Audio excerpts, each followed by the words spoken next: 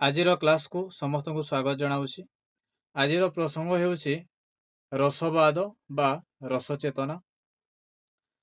ପ୍ରକୃତରେ ଆମେମାନେ ଯେତେବେଳେ ଓଡ଼ିଆ ସାହିତ୍ୟ ବା କୌଣସି ବି ସାହିତ୍ୟ ଅଧ୍ୟୟନ କରିଥାଉ, ବିଶେଷ କରି ଆମେ ଓଡ଼ିଆ ସାହିତ୍ୟର ଛାତ୍ରଛାତ୍ରୀ, ତ ଓଡ଼ିଆ ସାହିତ୍ୟ ଅଧ୍ୟୟନ ବେଲେ ଆମେ ଦେଖିଥାଉ ପ୍ରାଚ୍ୟ ପାଶ୍ଚାତ୍ୟ ସାହିତ୍ୟ ତତ୍ତ୍ୱ ବୋଲି ଗୋଟେ ସ୍ୱତନ୍ତ୍ର ଅଧ୍ୟାୟ ଆମ ପାଠ୍ୟକ୍ରମ ଭିତରେ ଥାଏ। ଆଉ ଏଇଟା ନେଟ୍ ପାଠ୍ୟକ୍ରମରେ ବି ଅଛି, এইটা সিপিইটির পাঠ্যক্রমরে বি ଅଛି, এইটা ଆମର ସ୍ନାତକ ସ୍ନାତକୋତ୍ତର ପ୍ରତ୍ୟେକ ପାଠ୍ୟକ୍ରମରେ ଏଇ ବିଷୟଟା ରହିଛି। ତ ସେଇ ପ୍ରାଚ୍ୟ ପାଶ୍ଚାତ୍ୟ ସାହିତ୍ୟ ତତ୍ତ୍ୱ କ'ଣ ତା ଉପରେ ଟିକେ କହିବି, ତାପରେ ରସବାଦ ଆଡ଼କୁ ଆସିବି। ତ ପ୍ରଥମେ ଜାଣିବା ସାହିତ୍ୟ ତତ୍ତ୍ୱ କ'ଣ। ସାହିତ୍ୟ ତ ଆମେ ପଢ଼ୁଛେ କାବ୍ୟ କବିତା ଗଳ୍ପ ଉପନ୍ୟାସ ପ୍ରବନ୍ଧ ରମ୍ୟ ରଚନା ଇତ୍ୟାଦି ଯେତେ ବି ସାହିତ୍ୟର ବିଭାଗ ଅଛି ସେଇଟା ତ ଆମେ ପଢ଼ୁଛେ। ପୁଣି ସାହିତ୍ୟ ତତ୍ତ୍ୱ କ'ଣ? ପ୍ରକୃତରେ ଆମ ସମାଜକୁ ବା ଗୋଟେ ଦେଶକୁ ସୁପରିଚାଳିତ କରିବା ପାଇଁ ଯେମିତି ଦେଶର ସମ୍ବିଧାନ ରହିଥାଏ, ଠିକ୍ ସେହିଭଳି ସାହିତ୍ୟର ସୁଚାରୁ ରୂପେ ପରିଚାଳନା ପାଇଁ ତାର ସମ୍ବିଧାନ ସଦୃଶ କାର୍ଯ୍ୟ କରିଥାଏ ସାହିତ୍ୟ ତତ୍ତ୍ୱ। ପ୍ରକୃତରେ ପ୍ରାଚୀନ କାଳରୁ ପ୍ରଥମେ ସାହିତ୍ୟିକ ମାନେ ସାହିତ୍ୟ ସାଧନା କରିଛନ୍ତି, ସାହିତ୍ୟ ସୃଷ୍ଟି କରି ଯାଇଛନ୍ତି। ପରବର୍ତ୍ତୀ ସମୟରେ ସେହି ସାହିତ୍ୟ କୃତି ଗୁଡ଼ିକ ଉପରେ ବିଶଦ ଭାବରେ ଅଧ୍ୟୟନ ଆଲୋଚନା ପର୍ଯ୍ୟାଲୋଚନା ସମାଲୋଚନା ସବୁ ହେଇଛି। ତାପରେ ସେଇ ଭିତରୁ ସାହିତ୍ୟ ତତ୍ତ୍ୱକୁ ପରବର୍ତ୍ତୀ ସମୟରେ ସୃଷ୍ଟି କରାଯାଇଛି। ମାନେ ସେଇ ସବୁ ସାହିତ୍ୟ ପଢ଼ିକି କେଉଁ ସାହିତ୍ୟ ଭିତରେ କେଉଁ ତତ୍ତ୍ୱ ଲୁଚି ରହିଛି ତାର ଅନୁସନ୍ଧାନ କରାଯାଇଛି। ଅବଶ୍ୟ এই ସାହିତ୍ୟ ତତ୍ତ୍ୱ ପ୍ରସଙ୍ଗଟା এইটা ନୂଆ କଥା ନୁହେଁ। ଏହାର ମୂଳ ବେଦ ପର୍ଯ୍ୟନ୍ତ ଲମ୍ବିଛି। ଆମେ ସେ ଦିଗକୁ ଯିବା। ତ ସୃଜନ କ୍ରିୟାର ସହବନ୍ଧନ ଓ ଶୃଙ୍ଖଳାର ଏକ ସାରସ୍ୱତ ପ୍ରବିଧି ହେଉଛି ସାହିତ୍ୟ ତତ୍ତ୍ୱ। ମାନେ ସୃଜନ କ୍ରିୟାକୁ ବା ଯେଉଁ ସାହିତ୍ୟ ଲେଖିବା ପ୍ରକ୍ରିୟାକୁ ଶୃଙ୍ଖଳାରେ ବାନ୍ଧିକି ରଖିବା ବା ଶୃଙ୍ଖଳିତ ଭାବରେ ରଖିବାର ପ୍ରବିଧିଟା ହେଉଛି ସାହିତ୍ୟ ତତ୍ତ୍ୱ। ଆଉ ଏଇଟା ହିଁ ସାହିତ୍ୟକୁ ଗୋଟିଏ ଅପ୍ରତିହତ ଓ ଅବାଧ ସ୍ୱୀକୃତି ଦେଇଥାଏ। ପ୍ରକୃତରେ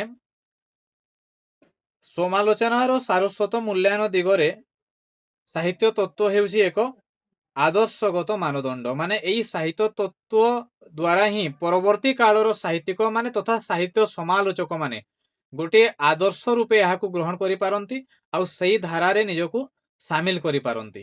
ଧରନ୍ତୁ ରସବାଦ ହେଲା, ରସ କ'ଣ ଜାଣିଲା ପରେ ଆଉ କେଉଁ ଭଳି ସାହିତ୍ୟରେ କେଉଁ ଭଳି ରସ ପ୍ରୟୋଗ ହେଇଛି ସେଇଟା ଜାଣିଲା ପରେ ପରବର୍ତ୍ତୀ କାଳରେ ପୁଣି ସେଇ ଧାରାକୁ ଆଗେଇ ନିଆଯାଇପାରେ। ତ ଆମେ ଆସିବା ଭାରତୀୟ ତତ୍ତ୍ୱ ଆଡ଼କୁ ବା ପ୍ରାଚ୍ୟ ସାହିତ୍ୟ ତତ୍ତ୍ୱ ଆଡ଼କୁ। ଭାରତର ଦୁଇଟା ମହାପୁରାଣ ହେଉଛି ରାମାୟଣ ଆଉ ମହାଭାରତ। ଆଉ ସେଇ ରାମାୟଣ ଆଉ ମହାଭାରତକୁ ଭିତ୍ତି କରିକି ହିଁ ପରବର୍ତ୍ତୀ କାଳରେ ଭାରତୀୟ କାବ୍ୟ ଗୁଡ଼ିକ ରଚିତ ହୋଇଛି। ମାନେ ସେମାନେ ସେଇ ମହାଭାରତ ଆଉ ରାମାୟଣର ପରମ୍ପରାକୁ ନିଜର ଆଦର୍ଶ ରୂପେ ଗ୍ରହଣ କରିଛନ୍ତି ପରବର୍ତ୍ତୀ କାଳର କବିମାନେ। ଆଉ ଯେଉଁମାନେ କାବ୍ୟ ଶାସ୍ତ୍ର ଉପରେ ଆଲୋଚନା କରିଛନ୍ତି ସେମାନଙ୍କୁ ଆଚାର୍ଯ୍ୟ ବୋଲି ଅଭିହିତ କରାଯାଏ ବା ଆଖ୍ୟାୟିତ କରାଯାଏ। ମାନେ ଯେଉଁମାନେ କାବ୍ୟ ଶାସ୍ତ୍ର ଉପରେ ଆଲୋଚନା କରିଛନ୍ତି। ଆଉ ସେ ଆଚାର୍ଯ୍ୟ ପରମ୍ପରାରେ ଯେଉଁ ଶାସ୍ତ୍ରକାର ମାନେ ରହିଛନ୍ତି କେତେ ଜଣଙ୍କର ଉଦାହରଣ ନେବା। ସେମାନଙ୍କ ଭିତରେ ରହିଛନ୍ତି ଆଚାର୍ଯ୍ୟ ଭାମହ, ଆଚାର୍ଯ୍ୟ ବିଶ୍ୱନାଥ କବିରାଜ, ଭରତ ମୁନି, ନାନ୍ଦିକେଶ୍ୱର, ଆନନ୍ଦବର୍ଦ୍ଧନ, ମମ୍ମଟ, ପଣ୍ଡିତ ରାଜ ଜଗନ୍ନାଥ, ଭଟ୍ଟ ଲୋଲ୍ଲଟ, ଭଟ୍ଟ ନାୟକ, ଅଭିନବ ଗୁପ୍ତ, ବାମନ, ଦଣ୍ଡୀ, ରାଜଶେଖର, ରୁଦ୍ରଟ, କୁନ୍ତକ, ଭର୍ତ୍ତୃହରି ଓ କ୍ଷେମେନ୍ଦ୍ର ଆଦି ଅନେକ ଆଚାର୍ଯ୍ୟ ଆମ ଭାରତୀୟ ସାହିତ୍ୟ ତତ୍ତ୍ୱ ବା ପ୍ରାଚ୍ୟ ସାହିତ୍ୟ ତତ୍ତ୍ୱ ଉପରେ ଏମାନେ ସବୁ ଶାସ୍ତ୍ରକାର, ଏମାନେ ସବୁ ଶାସ୍ତ୍ର ରଚନା କରିଛନ୍ତି। ଆଉ ଏମାନଙ୍କ ମତକୁ ନେଇକି ହିଁ ଆମେ ଏଇ ପ୍ରାଚ୍ୟ ସାହିତ୍ୟ ତତ୍ତ୍ୱ ଅଧ୍ୟୟନ କରୁଛେ।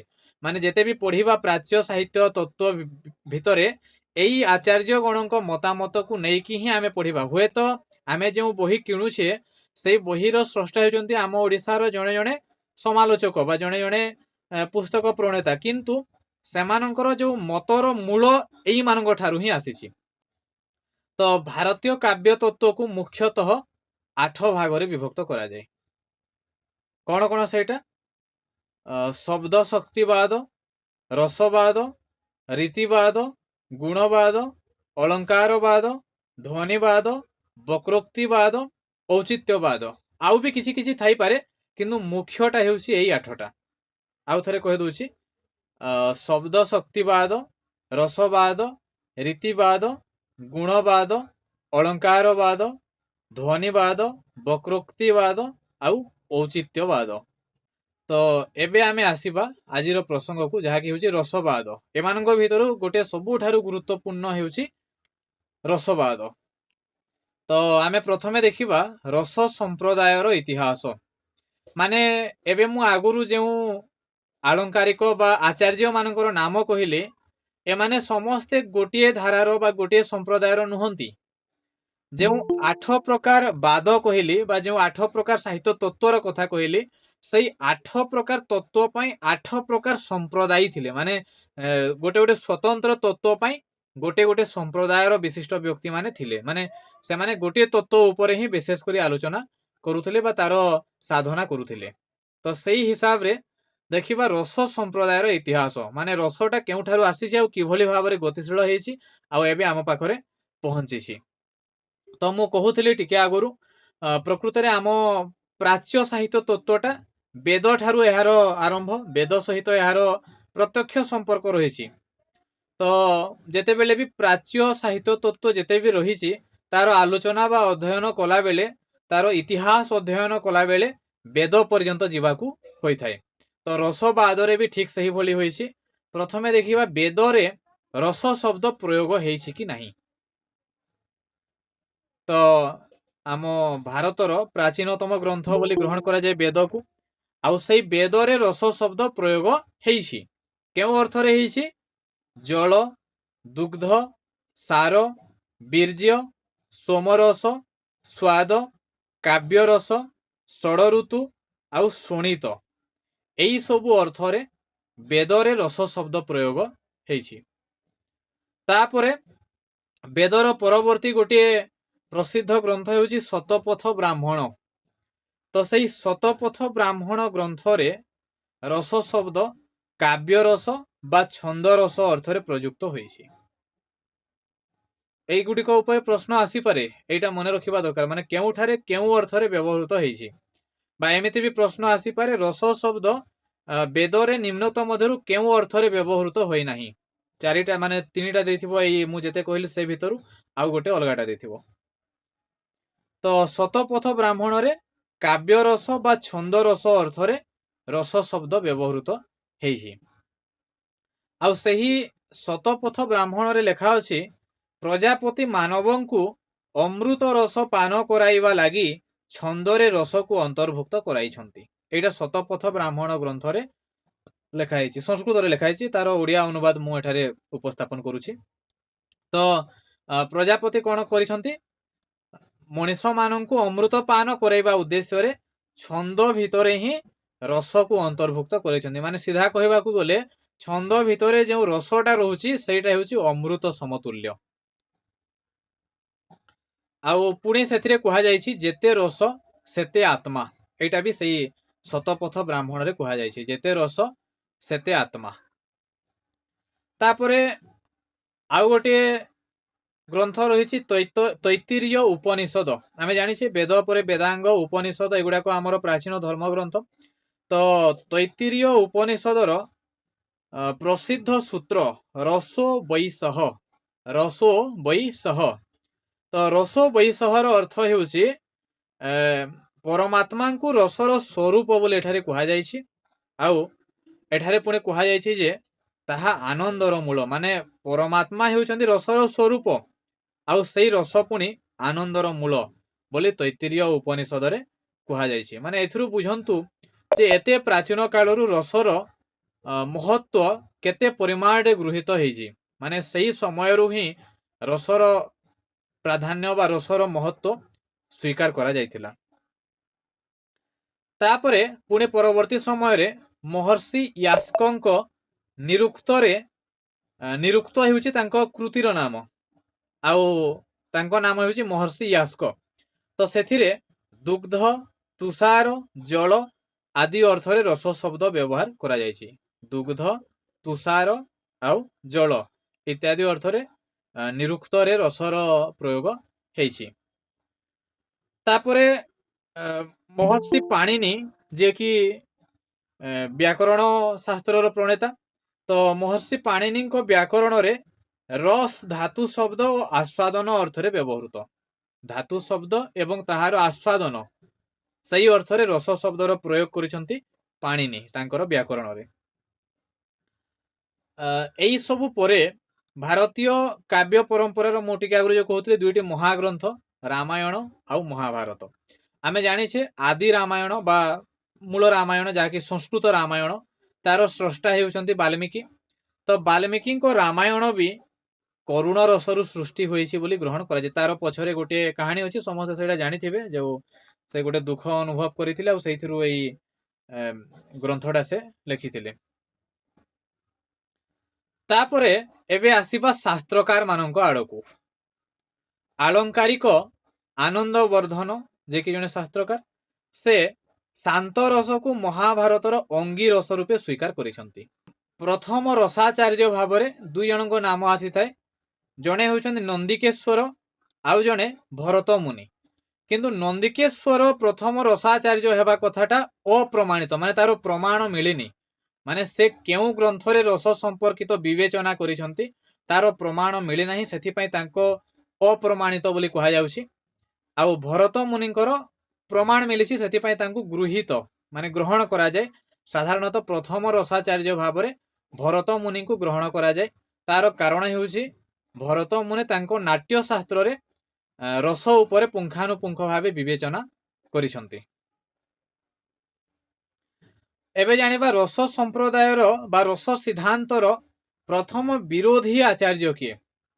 ए जो संप्रदाय गुड़िक रही बा जो तत्व गुड़िक रही से भितरे किछि जण एमिति आचार्य थिले जो माने से निजे जो धारार बा जो परंपरार आचार्य होइथिबे तार अलगा परंपरा को बा अलगा तत्व को से माने विरोध करुथिले।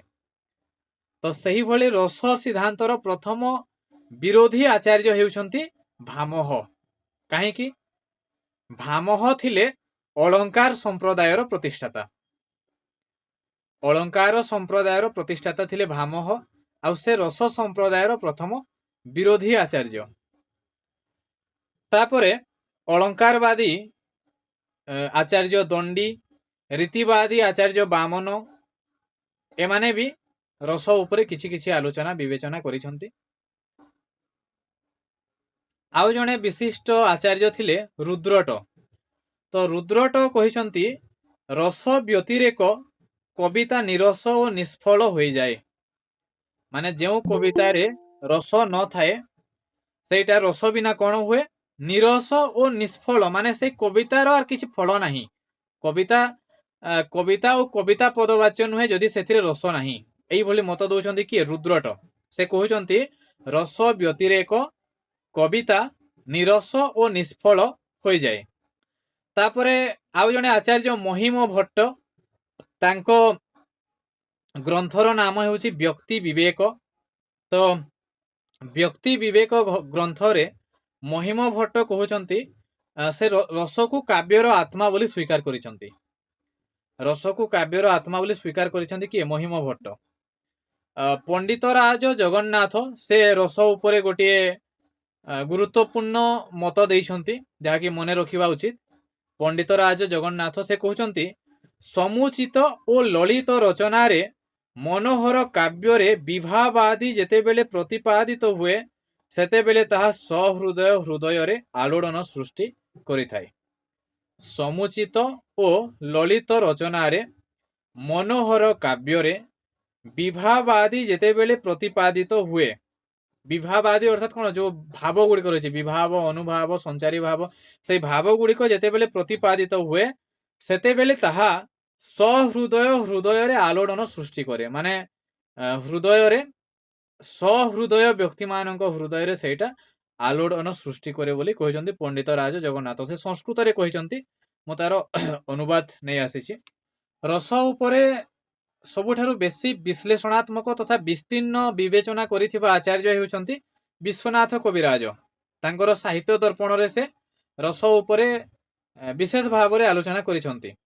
ତ ବିଶ୍ୱନାଥ କବିରାଜଙ୍କ ଯେଉଁ ମତ ଗୁଡାକ ଅଛି, ତାର ଗୋଟିଏ ଶ୍ଲୋକ ଭିତରେ ସେ କହୁଛନ୍ତି, ବିଭାବେନାନୁଭାବେନ ବ୍ୟକ୍ତଃ ସଞ୍ଚାରିଣା ତଥା ରସତାମେତିରତ୍ୟାଦି ସ୍ଥାୟୀ ଭାବ ସ୍ୱଚେତସାମ୍ ସତ୍ତ୍ୱୋଦ୍ରେକାଦଖଣ୍ଡ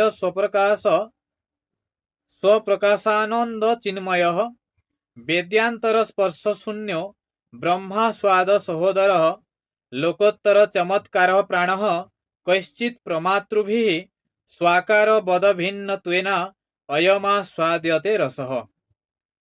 এইটা କହୁଛନ୍ତି ବିଶ୍ୱନାଥ କବିରାଜ। ତ ମୁଁ ଏଇ ଯୋଉ ଉକ୍ତି ରହିଲା, ଏଥିରୁ ଯେଉଁ ତତ୍ତ୍ୱ ଗୁଡିକ ବାହାର କରାଯାଇଛି, ମାନେ ଯେଉଁ ମତ ଗୁଡିକ ଉଦ୍ଧାର କରାଯାଇଛି, ସେଇଟା ସଂକ୍ଷେପରେ କହିଦେବି। ମାନେ ଏଥିରେ ସେ କଣ କଣ କହୁଛନ୍ତି, ଏଇ ଶ୍ଲୋକ ଭିତରେ ସେ କହୁଛନ୍ତି, ରସ ହେଉଛି ସତ୍ତ୍ୱ ଗୁଣର ଉଦ୍ରେକକାରୀ, ରସ ହେଉଛି ଅଖଣ୍ଡ, ରସ ସ୍ୱପ୍ରକାଶ, ରସ ଆନନ୍ଦମୟ, ରସ ଚିନ୍ମୟ, ରସ ବେଦ୍ୟାନ୍ତର ସ୍ପର୍ଶ ଶୂନ୍ୟ, ରସ ବ୍ରହ୍ମାସ୍ୱାଦ ସହୋଦର, ରସ ଲୋକୋତ୍ତର ଚମତ୍କାର ପ୍ରାଣ, ରସ ଅଲୌକିକ, ରସ ଅନିର୍ବଚନୀୟ, ରସ ସହୃଦୟ ଦ୍ୱାରା ଅନୁଭୂତ। ତ ଏଇ ଯେଉଁ 10ଟି କଥା କୁହାହେଲା, ଏଇ ସବୁକୁ ପୁଣି ଟିକେ ଟିକେ ବିସ୍ତାର କରିକି ଆଲୋଚନା କରିବାକୁ ହେବ, କିନ୍ତୁ ଏବେ ମୁଁ ସେଇଟା କରୁନି, ସେଇଟା ମୁଖ୍ୟ କ୍ଲାସ ସମୟରେ କରାଯିବ। ମାନେ ଏଇ ଯୋଉ 10ଟା କଥା କହିଲି, ମାନେ କାହିଁକି ରସ ଅଖଣ୍ଡ କିପରି, ରସ ସ୍ୱପ୍ରକାଶ କିପରି, ସେ ସବୁ ବି ଆମେ ଆଲୋଚନା କରିବାକୁ ହେବ। ଏବେ ଦେଖିବା ପାଶ୍ଚାତ୍ୟ ସାହିତ୍ୟରେ ରସ ଉପରେ କଣ ରହିଛି ମତ। ପାଶ୍ଚାତ୍ୟ ସାହିତ୍ୟରେ ରସ ଉପରେ ଟିକେ ଭିନ୍ନ ଭାବରେ ତାର ମତ ରହିଛି। ରସର ସମର୍ଥନ ରହିଛି ନିଶ୍ଚୟ ପାଶ୍ଚାତ୍ୟ ସାହିତ୍ୟରେ ବି, କିନ୍ତୁ ଟିକେ ଭିନ୍ନ ଦୃଷ୍ଟିକୋଣରୁ ସେମାନେ ଆଲୋଚନା କରିଛନ୍ତି। ବିଶିଷ୍ଟ ଗ୍ରୀକ ଦାର୍ଶନିକ ଆରିଷ୍ଟଟଲ ଏଇ ରସ ପ୍ରେକ୍ଷାପଟରେ କାବ୍ୟାନନ୍ଦର ମହତ୍ତ୍ୱ ଉପସ୍ଥାପନ କରିଛନ୍ତି। ଆରିଷ୍ଟଟଲ କହୁଛନ୍ତି, କାବ୍ୟର ପରିଣତି ସର୍ବଦା ଏକ ପରିଚ୍ଛନ୍ନ ଆନନ୍ଦ ବୋଧରେ ଉପନୀତ ହୋଇଥାଏ। ଦି and of the poetry is refined pleasure, ମାନେ କାବ୍ୟର ଶେଷଟା ବା ସମାପ୍ତିଟା ସବୁବେଳେ ଆନନ୍ଦ ବୋଧରେ ଉପନୀତ ହୋଇଥାଏ ବୋଲି ସେ ମତ ଦେଇଛନ୍ତି। ତ ସେ ଯୋଉ ଆନନ୍ଦ ବୋଧର କଥା କହୁଛନ୍ତି, ସେଇ ଆନନ୍ଦ ବୋଧଟା ରସ ସହିତ ସମ୍ପର୍କିତ। ରସ ଅଛି ବୋଲି ଆନନ୍ଦ, ମାନେ ହୃଦୟରୁ ଆନନ୍ଦକୁ ଉପଲବ୍ଧି କରିବାଟା, ଆନନ୍ଦ ବୋଧ ଅର୍ଥାତ କଣ, ହୃଦୟରୁ ଆନନ୍ଦକୁ ଉପଲବ୍ଧି କରିବା, ଆଉ ହୃଦୟରୁ ସାହିତ୍ୟକୁ ଉପଲବ୍ଧି କରିବାର ମାଧ୍ୟମ ହିଁ ହେଉଛି ରସ।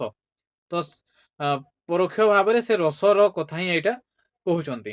ନିରୋଳ ଆନନ୍ଦ ପ୍ରାପ୍ତିର ଏକ ସାରସ୍ୱତ ଉତ୍ସ ହେଉଛି ରସ। ଇଂରାଜୀ ସାହିତ୍ୟର ବିଶିଷ୍ଟ ରୋମାଣ୍ଟିକ କବି ସେଲି ମଧ୍ୟ ତାଙ୍କର ମତ ଦେଇଛନ୍ତି। ତ ସେଲିଙ୍କ ମତରେ poetry is ever accompanied with pleasure, ସେଇ ସମାନ କଥା ସେ କହୁଛନ୍ତି, ଆନନ୍ଦଦାୟକ ରସବୋଧ ସହିତ କବିତାର ସମ୍ପର୍କ ରହିଛି। ତ ଏଇଭଳି ଭାବରେ କିଛି କିଛି ଆଲୋଚନା ଦେଖିବାକୁ ମିଳେ। ତାପରେ ଏଇ ରସ ଶବ୍ଦଟା ଆସିଲା କେଉଁଠୁ? ରସ ଧାତୁରେ ଅଚ୍ ପ୍ରତ୍ୟୟ ଯୋଗେ ରସ ଶବ୍ଦ ସୃଷ୍ଟି ହେଇଛି। ରସ ଧାତୁରେ ଅଚ୍ ପ୍ରତ୍ୟୟ, ତାର ଅର୍ଥ ହେଉଛି ଆସ୍ୱାଦ୍ୟତେ ଇତି ରସ, ଅର୍ଥାତ ଯାହାକୁ ଆସ୍ୱାଦନ କରାଯାଏ ସେଇଟା ହେଉଛି ରସ, ବା ଯାହା ଆସ୍ୱାଦିତ ହୋଇଥାଏ ସେଇଟା ହେଉଛି ରସ। ତାପରେ ମୁଁ ଯେଉଁ କହୁଥିଲି ତୈତ୍ତିରୀୟ ଉପନିଷଦର କଥା, ରସୋ ବୈଶଃ, ଅର୍ଥାତ ଭଗବାନ ବା ବ୍ରହ୍ମ ହେଉଛନ୍ତି ରସମୟ ବା ରସ ସ୍ୱରୂପ।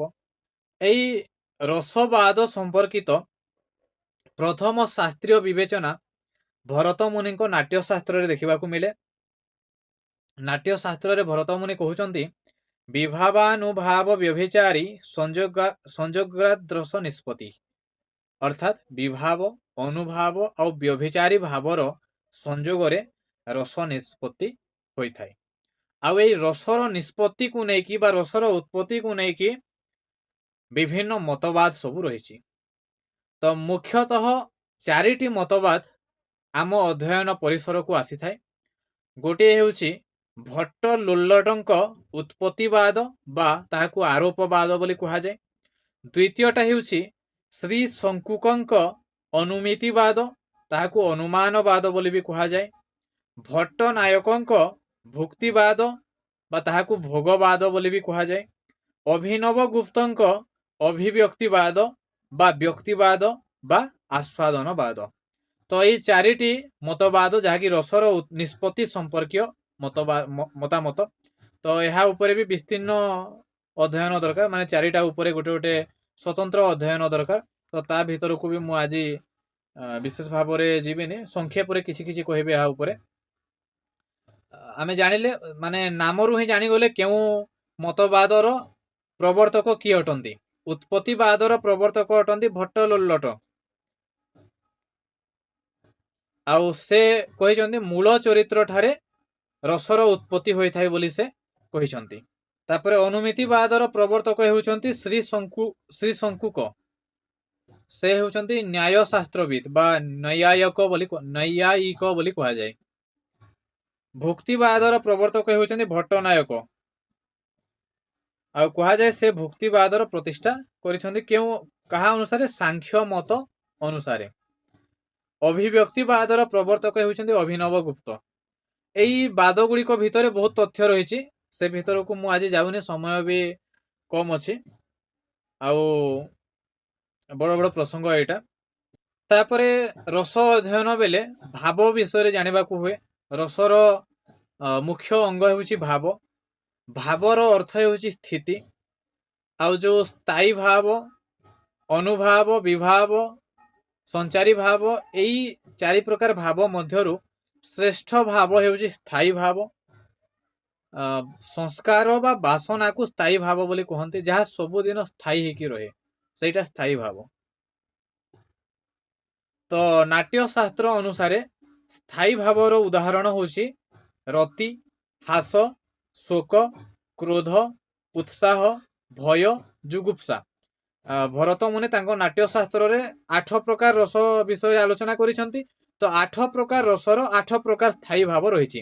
ତ ସେଇ 8ଟା ସ୍ଥାୟୀ ଭାବ ହେଉଛି ରତି, ହାସ, ଶୋକ, କ୍ରୋଧ, ଉତ୍ସାହ, ଭୟ ଆଉ ଯୁଗୁପ୍ସା। ତାପରେ ବିଭାବର ଅର୍ଥ ହେଉଛି ବିଜ୍ଞାନ।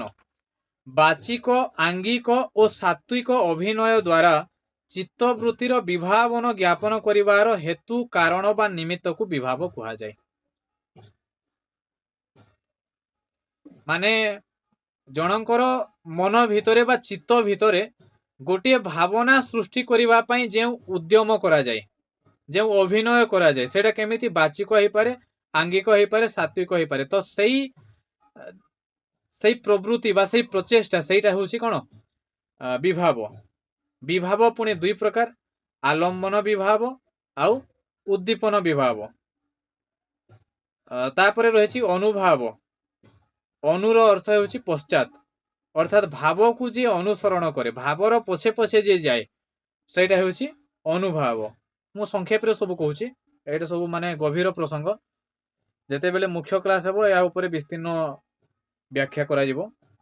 ତାପରେ ଆଉ ଗୋଟେ ହେଉଛି ବ୍ୟଭିଚାରୀ ଭାବ, ଯାହା ସଞ୍ଚରଣଶୀଳ, ସେଥିପାଇଁ ଏହାକୁ ସଞ୍ଚାରୀ ଭାବ ବୋଲି ବି କୁହାଯାଏ।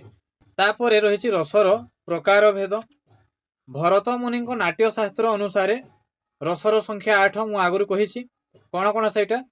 ଶୃଙ୍ଗାର ରସ, ହାସ୍ୟ ରସ, କରୁଣ ରସ, ରୌଦ୍ର ରସ, ବୀର ରସ, ଭୟାନକ ରସ, ବିଭତ୍ସ ରସ ଆଉ ଅଦ୍ଭୁତ ରସ। ଏଇଟା କି କହିଲେ? ଭରତ ମୁନି। ତାଙ୍କ ପରବର୍ତ୍ତୀ ସମୟରେ ଆଚାର୍ଯ୍ୟ ଅଭିନବ, ରୁଦ୍ରଟ, ଆନନ୍ଦବର୍ଦ୍ଧନ ଆଉ ପଣ୍ଡିତ ଜଗନ୍ନାଥ, ଏମାନେ ସବୁ ଶାନ୍ତ ରସକୁ ନବମ ରସ ଭାବରେ ସ୍ୱୀକାର କଲେ। ପ୍ରଥମେ 8ଟି ରସ ବିଷୟରେ ଭରତ ମୁନି କହିଲେ ତାଙ୍କ ନାଟ୍ୟଶାସ୍ତ୍ରରେ, ତାପରେ ଶାନ୍ତ ରସକୁ ନବମ ରସ ଭାବରେ ସ୍ୱୀକାର କଲେ କେଉଁମାନେ? ଅଭିନବ, ରୁଦ୍ରଟ, ଆନନ୍ଦବର୍ଦ୍ଧନ, ଜଗନ୍ନାଥ ଆଦି ଆଳଙ୍କାରିକ ମାନେ। ତାପରେ ସାହିତ୍ୟ ଦର୍ପଣର ସ୍ରଷ୍ଟା ବିଶ୍ୱନାଥ କବିରାଜ ବାତ୍ସଲ୍ୟ ରସକୁ ଦଶମ ରସ ଭାବରେ ସ୍ୱୀକୃତି ପ୍ରଦାନ କଲେ। ଆଉ ଗୌଡ଼ୀୟ ସମ୍ପ୍ରଦାୟର ଆଚାର୍ଯ୍ୟ ରୂପ ଗୋସ୍ୱାମୀ ଭକ୍ତି ରସକୁ ଏକାଦଶ ରସ ଭାବରେ ସ୍ୱୀକାର କଲେ। ତ ଏହିଭଳି ଭାବରେ ମୋଟ 11ଟି ରସ ରହିଛି, କିନ୍ତୁ 9ଟି ରସକୁ ବିଶେଷ ଭାବରେ ଗ୍ରହଣ କରାଯାଏ, ବିଶେଷ ଭାବରେ ଆଲୋଚନା କରାଯାଏ।